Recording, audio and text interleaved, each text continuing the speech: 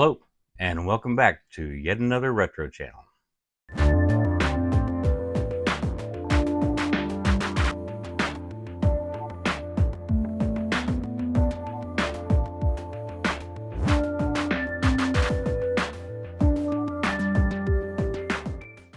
Today's video is a little different. I had a bit of a family non-emergency that took up a big chunk of time, and I've also been spending time building a new video capture PC, which I'm using to record this. As a result, I don't have a lot of time to get something recorded, edited, and published.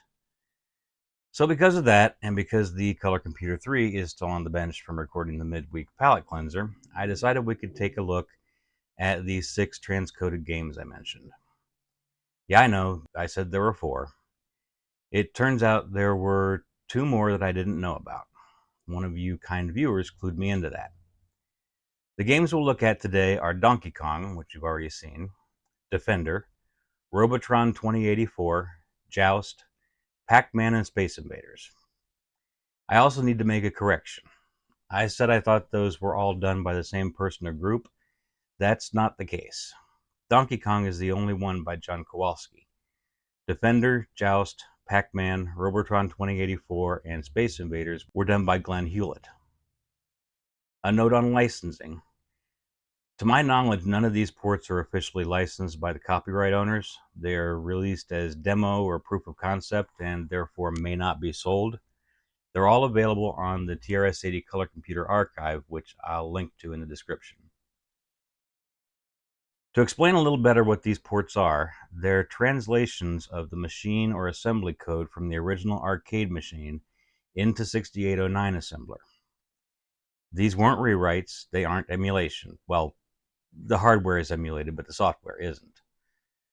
These individuals took the original code, which was written for a different CPU, in the case of Donkey Kong, a Zilog Z80, and translated it into code that will run and produce the same results on the CoCo 3's 6809 or the Hitachi 63B09E, which I'm running in mine. So as you can see, I have the color computer hooked up with a joystick, the CoCo SDC, and the RGBtoHDMI. I've also cobbled together a connection between the audio out jack on the CoCo 3 and my capture computer, so I'll be capturing audio directly. The first game we'll look at is Donkey Kong. Yes, we did see that in the MWPC video, but I want to look at it again with the new capture setup, which is no longer experiencing the dropped frames that were causing the jitter stutter problem.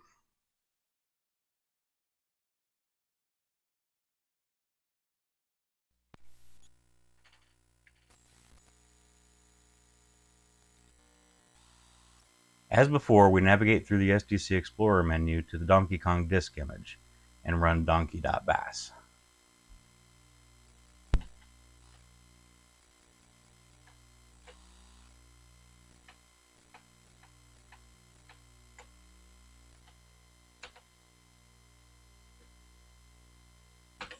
We'll get the loading screen while the main program is loaded from the disk image.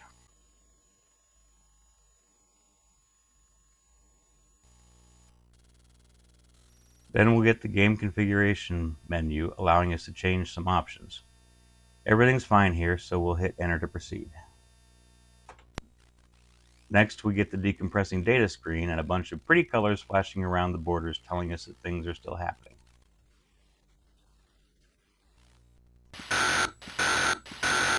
And finally, we get the title screens. From here, everything should be just as on the arcade machine, including a high score screen and the demo mode.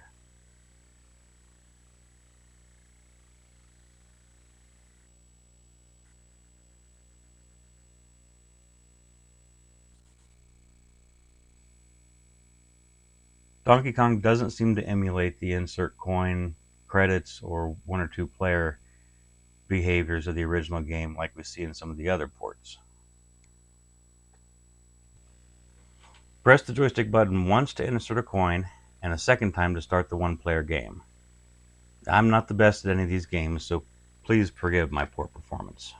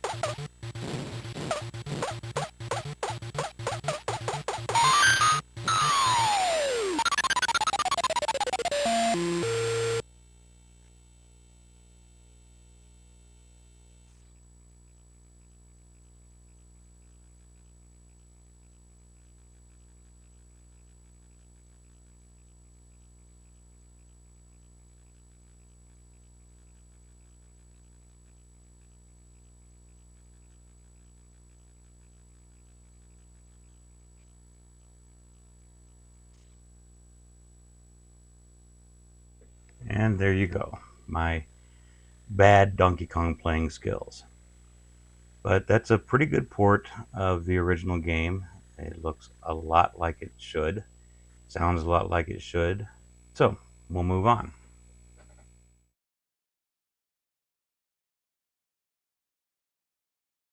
Defender works a little differently.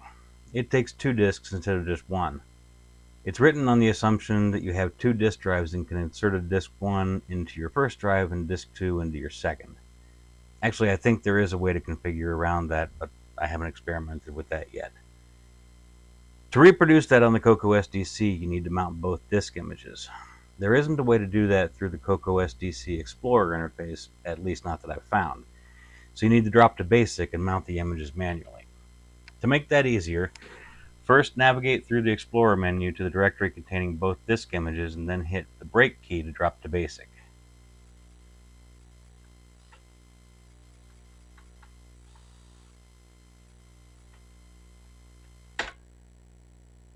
Once in BASIC, type in 2 drive commands to mount the 2 images in drives 0 and 1.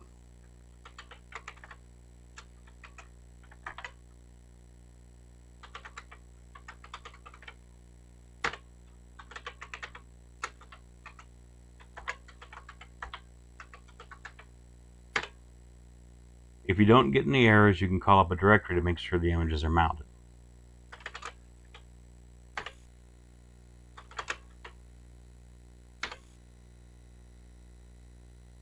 Once you have the images mounted, type run config.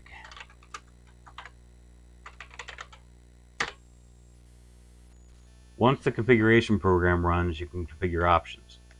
Pressing 4 will show you the keyboard controls and allow you to edit the player controls if you wish. Defender has more controls than a joystick offers, so you cannot use a joystick to play it. You can move your ship up and down and use thrust to move forward. Thrust moves your ship in whichever direction it's facing, so to go the other way, you hit the reverse button. You also have a fire button and 2 special buttons. Smart Bomb, of which you have a limited number, which will destroy all enemies on the screen with you at the same time, and Hyperspace, which will teleport you to another area of the playfield. What you're seeing is a custom key map that I've set up for my own use, but I still am not very proficient with it. Once you've completed any edits that you need to make to your keys, return to the main menu and hit enter to load and run the game.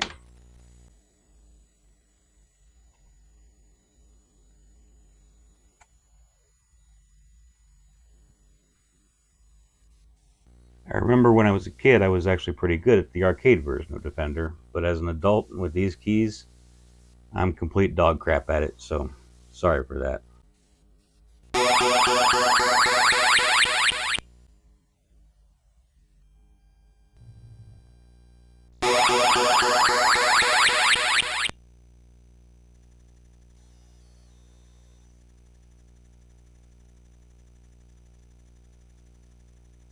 Defender does implement the credits, insert coin, and player 1 and player 2 interface. So for this, if there weren't already a credit inserted, we would hit 5 to add a credit, and 1 for 1 player start.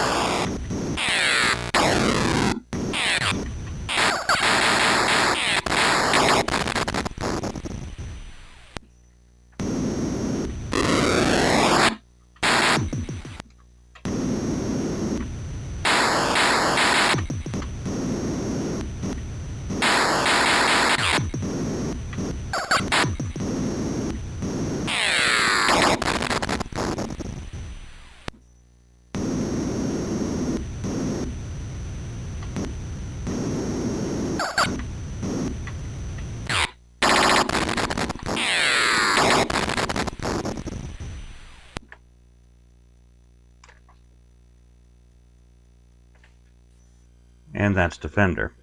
As I said, I'm dog crap at it. So, let's move on to the third game.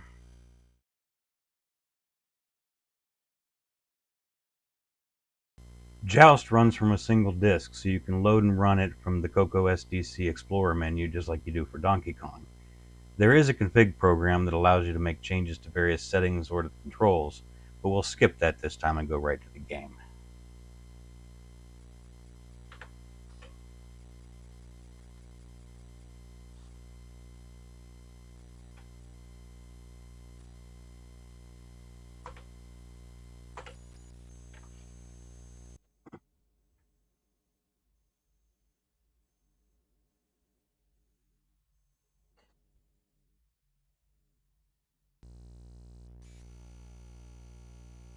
Like Defender, it too implements the insert coin credits 1 or 2 player interface. In 2-player mode, both players are on the screen at the same time. It can be played with either the keyboard or the joystick. However, my joystick doesn't seem to be calibrating correctly for Joust at the moment, so I'm going to use the keyboard. Pressing 5 adds credits, and then 1 or 2 to select a 1 or 2 player game.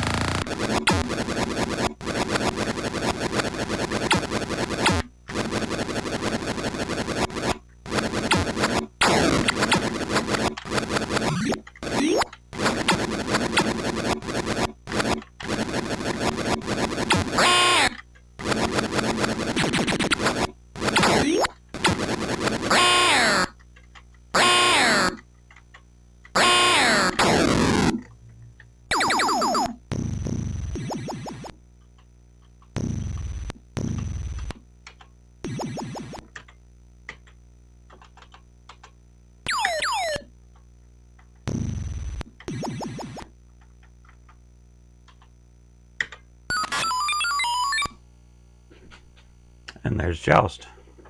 So, let's look at the next one.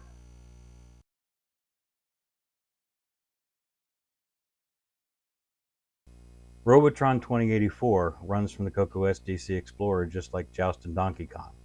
Simply navigate through the menu to the robotron.dsk disk image and run robotron.bas.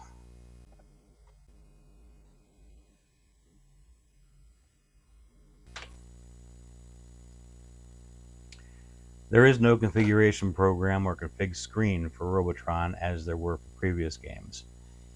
It does implement the insert coin, credits, 1 or 2 player interface as well. It can only be played with joysticks and requires 2.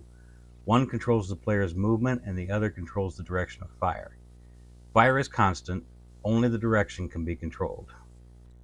Your mission is to save the remaining humans from the Robotrons, cybernetic beings who have taken over the world. I don't have the practiced hand-eye coordination to be good at this game now. I need lots of practice.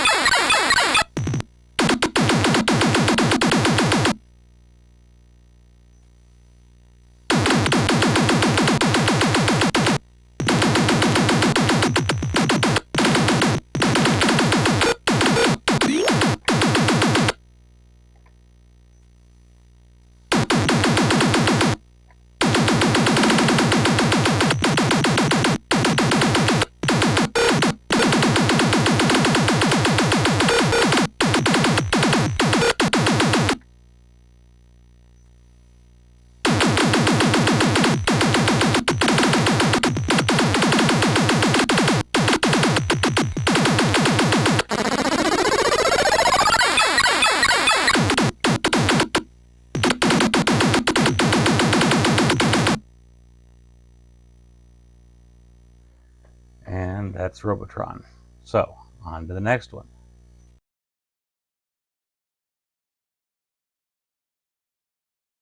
Pac-Man also runs from the CoCo SDC Explorer menu. Namco or whoever has rights to Pac-Man must have recently cracked down on unlicensed ports of the game, because you now have to have a legitimate copy of the original ROMs to run the transcode. You need to put a copy of the pacman.5e ROM image in the root of the pacman.dsk file, or when you try to run the game, you'll get an error message. Once you put the ROM image in, the game starts up like Donkey Kong.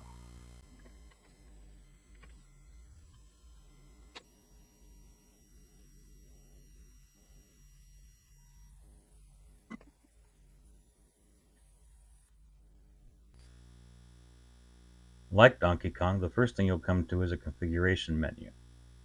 Once you've made any changes you want to the configuration, just hit the spacebar to go on into the game.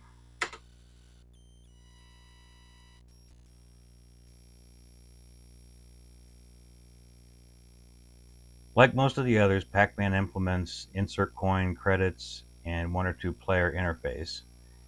But when you start the game, you'll see something a little different. All the games we've played so far, except for Donkey Kong, have had a 4:3 landscape aspect ratio playfield. Pac-Man has a 3:4 portrait aspect ratio, and essentially the monitor was flipped on its side.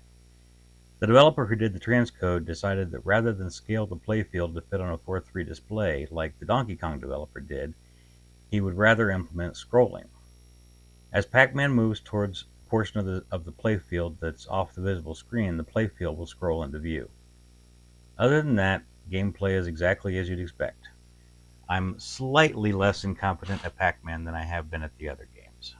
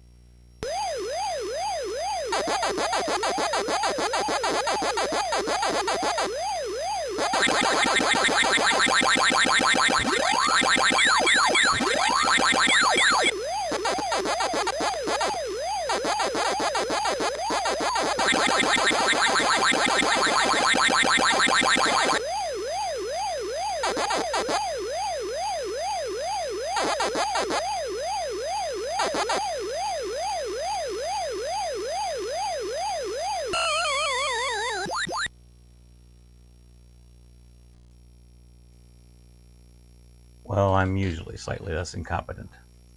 Part of that is, if you know the Tandy Color computers, the joysticks are not the greatest in the world. They're actually pretty crappy, and even the deluxe joystick that I have is a little hard to get calibrated just right, and you're not used to playing that way. You're used to playing with better joysticks. So I know, sounds like an excuse, but it is time to move on to the last of the 6 games.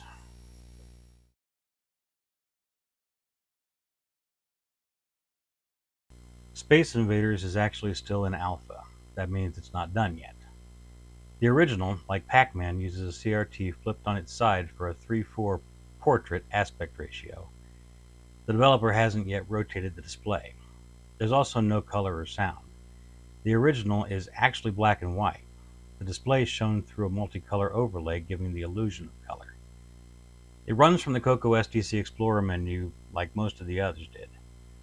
Once we get into the game and you've had a chance to see it displaying sideways, I'll rotate it in OBS to the proper orientation so you get an idea of what it'll look like once completed.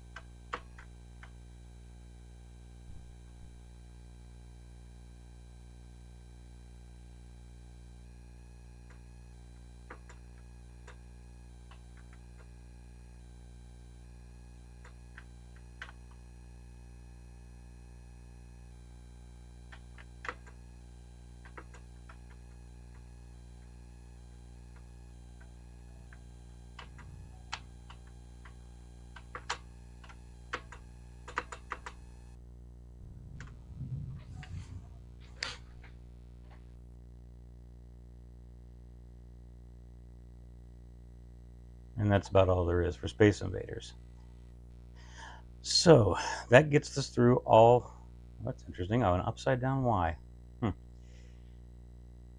That gets us through all 6 of the Transcoded games. Time for a wrap up now. 6 games transcoded from the original assembly/machine code to 6809 assembler. I would pit any of these up against the best ports for other systems any day. It just goes to show what the Tandy Color computer was really capable of. To caveat all of this, of course, these only work on the Tandy Color Computer 3 with a minimum of 512 kilobytes of RAM. That means they require the capabilities of the Gimme chip and additional storage to house the code and assets needed for the games. And with that, we'll wrap for today. If you've enjoyed this video, please go ahead and give it a thumbs up. That really helps the channel out. If not, you know what to do there too. If you haven't already, hit subscribe and ring the little bell so you get notified when I post new content. If you've got something to add or want to express an opinion, you can leave me a comment below. I try to respond to as many comments as possible. I also love the interaction with the viewers. It makes this a lot more fun. Share this on social media or send it to a friend you think would be interested. And don't forget to click over to my friends' channels. Those would be Joseph Retrobits, Retro for You, Captain Commodore, and 8-Bit Retro Refix. Their channels will be linked in the description below. We'll also be holding another live chat session the last Sunday of the month. That is June of 2023. More information about that will be coming soon. I'd also like to thank my patrons. Their names are showing up on the screen about now. And finally, thank you for watching and supporting the channel. There'd be no reason for me to do this without viewers like you. So stay healthy and keep yourselves and your loved ones safe. Until next time, this has been yet another Retro Channel, and I've been Todd. Take care.